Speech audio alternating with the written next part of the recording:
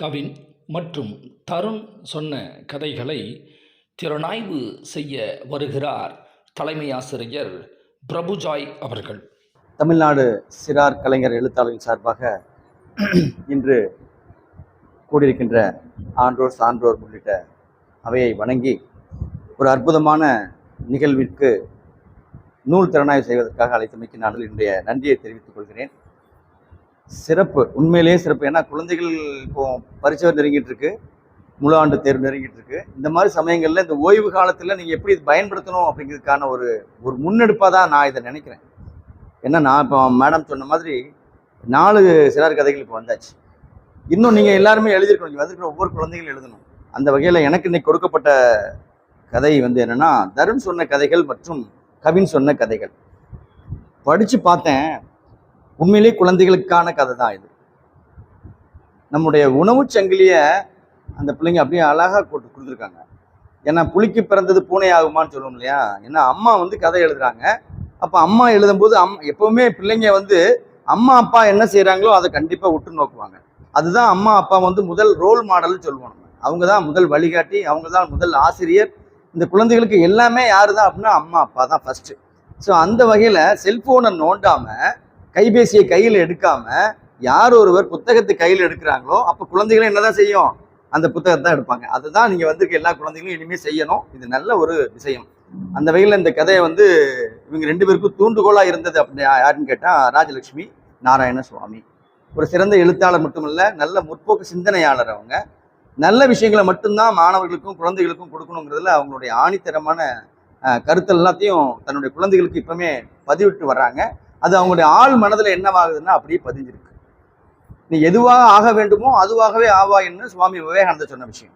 அதுதான் குழந்தைங்களுக்கு நம்ம என்னத்தை ஊட்டுறோமோ, எதற்கு நம்ம சொல்லிக் கொடுக்குறோமோ அதுதான். 5ல் விளையாதது 50ல் விளையாதுன்னு சொல்லுவாங்க.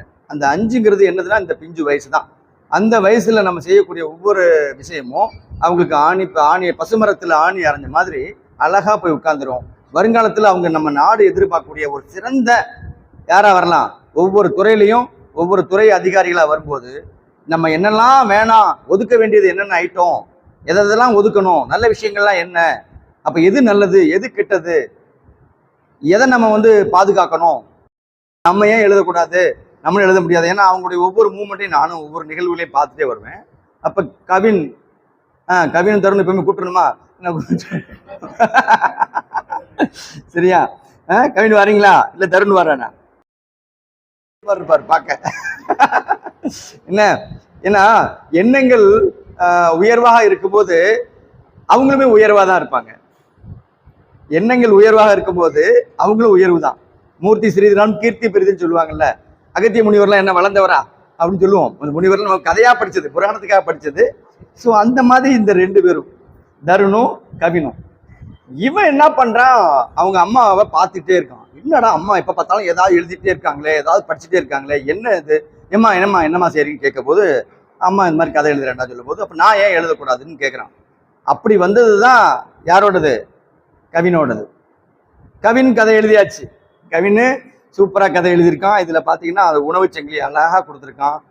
விலங்குகள், பறவைகள், காட்டுல உள்ள மிருகங்கள், இப்படி எதையுமே விடல, எல்லாத்தையும் கொடுத்துருக்கான். சரி, இவனுடைய முறை ஒரு வித்தியாசமா இருக்கு. அப்படின்னா 5 தலைப்புல 5 இது எழுதியிருக்கிறான் கதை. யாரு? கவின். அந்த 5 நான் ஃபுல்லா சொல்லிட்டோம்னா நீங்க புக்கை வாங்கி படிக்க மாட்டீங்கல்ல. இந்த புக்கு படிக்கணும், அதுக்காக தான் நான் முழுசா சொல்லலை. அணிலின் சாகசம்னு வருது. அடுத்து டைனோசர் காரு. டைனோசரே நம்ம இன்னும் பார்க்கல, டைனோசர் காரையும் பார்க்குறோம் நம்ம. சொல்லியாச்சு சரியா? அதனால தெரிஞ்சிட்டீங்க நீங்க, நான் லேட்டுனால. அடுத்து கழுதை புலி சண்டை. புலிக்கும் சண்டை, கழுதை புலி சண்டை. அதுவும் நல்லா சுவராசியமா எழுதியிருப்பாரு. கழுதை புலி போய் புலி சண்டை போட முடியுமா? முடியாது. ஆனா இவனுடைய கதையில அது வருது. அதை ஈஸியா எப்படி டேக்கிள் பண்றாரு அப்படிங்கிறது கதையில சொல்லி சுபமா முடிக்கிறாரு. அதான் இவர்கிட்ட உள்ள பெரிய பழக்கம் என்னன்னா, பாசிட்டிவா முடிச்சுவாரு. அதுல துக்கமா முடிச்சிடக்கூடாது. துக்கமா முடிச்சக்கூடாது. எந்த முந்திலாம் நம்ம சினிமா பார்க்கும்போது கடைசியில நல்லபடியா முடிச்சிருவாங்க. இப்பதான் சண்டையெல்லாம் பயங்கரமா இருக்கு. முந்தில சினிமாவுடைய முடிவே ஒரு நல்ல கருத்தை சொல்லி சுபம் அப்படின்னு போடுற மாதிரி இருக்கும். இப்ப சுபம் போடுறாங்களா அப்படின்னா நமக்கு ஆரம்பத்திலேயே என்னது, தூபம் தான் போடுறாங்க. ஸோ அந்த வகையில அடுத்தது லயன் அடிச்சு நீச்சல். பாருங்க, சிங்கம் அடிச்சுதான் நீச்சல். ஆங்கிலமும் தமிழும் கலந்து கொண்டிருக்கான். ஏன்னா மும்மொழி வேணும்ங்கிறத முக்கியமா இருக்கு. ஸோ அந்த வகையில இவன் என்ன பண்ணியிருக்கான், கவின் இந்த 4வது கதையில் லயன் அடிச்ச நீச்சல் அப்படின்னு கொடுத்துருக்கான். அடுத்து சிங்கத்தை காப்பாத்தின யானை. பாருங்க, எல்லாம் ஒன்னோட ஒண்ணு அடிச்சு சாப்பிட்றது காட்டுக்குள்ள. ஆனா இவனுடைய கதைகள்ல பார்த்தீங்கன்னா எல்லாருமே ஃப்ரெண்ட்ஸ். இங்க யாரும் யாருக்கும் எதிரி இல்லை. உனக்கு பசிக்குதா, அப்ப நீ சாப்பிட்டுக்கோ. மற்ற சமயத்துல நம்மலாம் யாரு தான், ஃப்ரெண்ட்ஸ் தான் அப்படிங்கிறத அற்புதமா கொடுத்துருக்கான். இதே மாதிரி தான் அவன் கிளாஸ்லயும் அவன் ஃப்ரெண்ட்ஸோட சேர்ந்து இருப்பான்னு நான் நினைக்கிறேன். அப்படித்தானடா? என்ன? ஸோ அந்த மாதிரி இந்த 5 கதையை நீ இன்னும் கொஞ்சம் நல்லா படிங்க, அதை உள்வாங்குங்க. அந்த விஷயத்துல நான் யாரை பாராட்டுனா கவினை பாராட்டுறேன். இவங்க மிகப்பெரிய எழுத்தாளராக வருவாங்க, மிகப்பெரிய எழுத்தாளராக வருவாங்க. அதுவும் இப்போ வந்து சிறார் கதைகளுடைய நோக்கமும் அவங்க முன்னெடுப்பும் அதில் வரக்கூடிய கருத்துக்களுமே முற்றிலும் மாறுபட்டதாக இருக்கு. அதில் பொய்யே இருக்கக்கூடாது, உண்மை மட்டும்தான் இருக்கணும். அறிவியல் சிந்தனையோடு இருக்கணும், மிகைப்படுத்துதல் இருக்கக்கூடாது.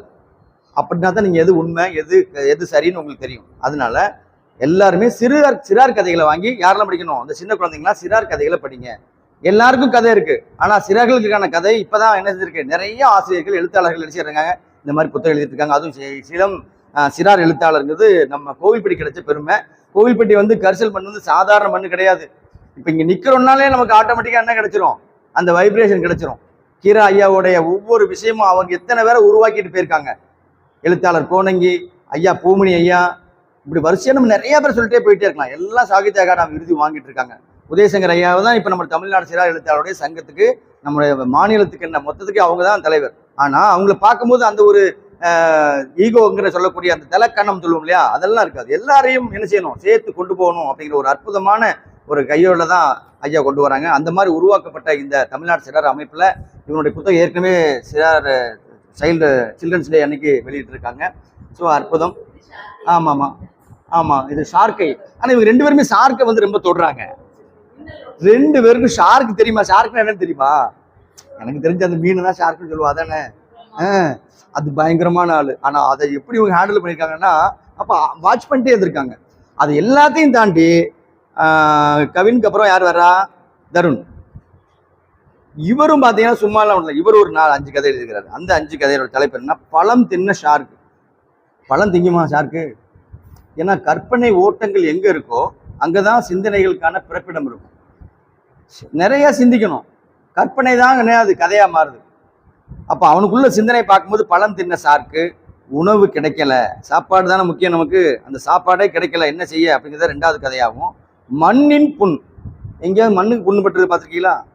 ஆனா இவன் கதையில அந்த மண்ணுக்கு டாக்டர் ஊசி போடுறாரு. கீழே விழுந்துச்சான், மண்ணு கீழே விழுந்து காயம் பட்டு அதுக்கு டாக்டர் வந்து ஊசி போடுறாரு. பாருங்களேன், அப்போ எந்த மாதிரியான சிந்தனை. போட முடியுமா, மண்ணுக்கு ஊசி போட முடியுமா? போட முடியாதுல்ல. ஆனா இங்க மண்ணுக்கு இதுல ஊசி போடுறாங்க. அடுத்து ஆந்த நரி பசி, அது பார்க்கணும். ஆந்த ஒரு பக்கம், நரி ஒரு பக்கம், அது 2க்கு பசியாகி கடைசியில் என்ன சாப்பிடுறதுங்கிறதையும் 4வது கதையில. நிலா பிடித்த சூரியன் கதை ரொம்ப பயங்கரமா இருந்துச்சுப்பா. அதை படிச்சு பார்த்தேன், ரொம்ப ரொம்ப ரொம்ப பயங்கரமா இருந்துச்சு. நினைச்சு பார்க்கவே பயமா இருக்கு. ஏன்னா நிலா வந்து சூரியனை மறைச்சிருதே, நம்ம எல்லாருமே சூரிய குடும்பத்துல தான் இருக்கோம். ஆனா அந்த நிலாவே இவனோட கதையில என்ன பண்ணிருது, சூரியனை மறைச்சு உள்ள ஜெயிலுக்குள்ள போட்டுருது. என்ன ஆயிரும் சூரியனை எடுத்து போட்டா, நம்ம நாடு என்ன ஆயிரும், உலகம் என்ன ஆயிரும், இருண்டு போயிரும். இருண்ட காலம்னு முத சொன்னோம் கற்காலத்துல. அந்த மாதிரி சூரியனை நிலா பிடிச்சிருச்சு, பகல் பூரா இருட்டாயிடுச்சு. யாரும் எங்கேயும் வேலைக்கு போல என்ன கிடைக்கும், சாப்பிட எங்க போறது? பூச்சி வாழுமா, புழு வாங்குமா, இல்ல பூதான் பூக்குமா, செடி முளைக்குமா, எதுவுமே இருக்காது. கடைசியில பார்த்தா சூரியனை வெளியே விட்டுட்டு நான் ரெஸ்ட் எடுக்க போறேன்ட்டு நிலா போயிடுச்சுன்னா என்ன ஆயிரும், நைட்டு இருக்காது, இரவே இல்லை. அந்த மாதிரி இவனோட கதையில பார்த்தோன்னா சிந்திச்சிருக்கான், வித்தியாசமா சிந்திச்சிருக்கான். டக்குன்னு ஒண்ணு மரத்துல ஏறுறது உடனே அது பழமாயிருது. அந்த பழத்தை சாப்பிடுறாங்க. இப்படி உணவுக்கு வந்து ரொம்ப முக்கியத்துவம் கொடுத்துருக்காங்க. ஏன்னா நம்ம மனிதன் வந்து ஒரு உணவு பிரியன் தான். ஏன்னா உணவும் உடுக்க உடையும் இருப்பிடம் இருக்கிற மாதிரி இந்த கதையில இந்த சொன்ன 2 பேர் சொன்ன 5 கதையிலையும் தருண் வரும்னு சொன்ன கதையில சும்மா வச்சு நல்லா நான் ஒரே நடையில எப்படி உங்ககிட்ட பேசுவாங்களோ அந்த மாதிரி என்ன செஞ்சிருக்காங்க, பேசியிருக்காங்க. உணவு சங்கிலி நல்லா உருட்டி பார்த்துருக்காங்க. சாப்பாடு தான் முக்கியம். அதனால அந்த சாப்பாடு முக்கியம்னா நம்ம என்னென்னலாம் அதுக்கு தகுந்தாப்புல இருக்கணும் அப்படின்னு சொல்லியிருக்காங்க. இயற்கையோட எல்லாத்துக்குமே உயிர் இருக்கு, உயிர் இல்லாத இந்த உலகத்தில் எதுவுமே கிடையாது. கல்லுக்கும் உயிர் இருக்கு, மண்ணுக்கும் உயிர் இருக்கு, செடிக்கும் உயிர் இருக்கு, பூக்கும் உயிர் இருக்குன்னு எல்லாத்தையுமே அவங்க உயிரா நினைக்கிறது. அவங்க எதையுமே வேஸ்ட் பண்ண மாட்டாங்க அப்படிங்கிற ஒரு கருத்தை இந்த இடத்துல அவங்க அழகா பதிவிட்டுருக்காங்க. உன்னை கூறு உன் நண்பனை கூறுன்னு ஒரு பழமொழி சொல்லுவாங்க. அந்த மாதிரி உங்க அண்ணன் யாரா அப்படின்னு கேட்டா அவன் சொல்லுவான் அழகா. அதே மாதிரி 2 பேருமே ரொம்ப அற்புதமா அந்த கதைகளை எழுதியிருக்காங்க. எல்லாரும் வாங்கி படிங்க. ஒவ்வொரு வீட்லயும் இந்த புத்தகம் இருக்கணும். இது சிறார் மட்டும் படிக்கிற மாதிரி எனக்கு தெரியல. ஏன்னா பெரியவங்களுமே தெரிஞ்சுக்கணும். ஏன்னா கற்பனை திறன்கள் வந்து எல்லாத்துக்குமே பொதுவானதான். அந்த வகையில ஒரு அற்புதமான கதையை 2 பேரும் சிறார் கதையா எழுதியிருக்காங்க. இதை எழுத ஆக்கமும் ஊக்கமும் அளித்த அவங்களுடைய அம்மா ராஜலட்சுமி நாராயணசுவாமி அவங்களுக்கும் அவங்களுடைய குடும்பத்தாருக்கும், இந்த புத்தகத்தை வெளியிட காரணமாக வந்திருக்கக்கூடிய ஆசிரியர்கள் மற்றும் ஓய்வு பெற்ற போக்குவரத்து அதிகாரி அவர்கள் மற்றும் அனைத்து பெரியோர்களையும் வணங்கி இந்த புத்தகத்தை திறனாய்வு செய்வதற்கு எனக்கு வாய்ப்பளித்தமைக்கு நான் நன்றி தெரிவித்து அமைகிறேன். நன்றி, வணக்கம்.